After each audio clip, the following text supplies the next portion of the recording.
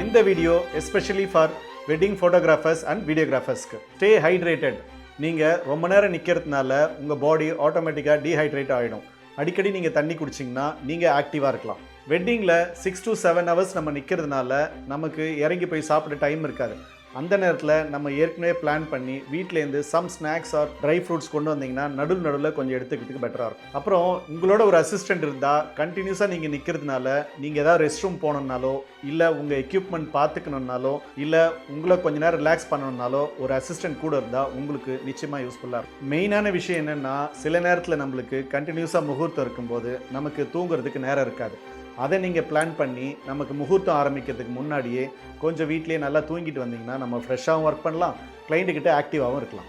அதே மாதிரி நமக்கு லேட் நைட் தூக்கமும் ஏர்லி மார்னிங் முழிப்பும் இருக்கிறதுனால நம்ம எடுக்கிற ஃபுட்டை முக்கியமாக ஆயிலி ஃபுட் இல்லாமல் மசாலா ஃபுட் இல்லாமல் எடுத்தோம் அப்படின்னா நம்ம ஹெல்த்தியாக இருக்கலாம். இதே மாதிரி உங்களுக்கு ஏதாவது ஹெல்த் டிப்ஸ் தெரிஞ்சால் கமெண்ட்டில் ஷேர் பண்ணுங்கள்.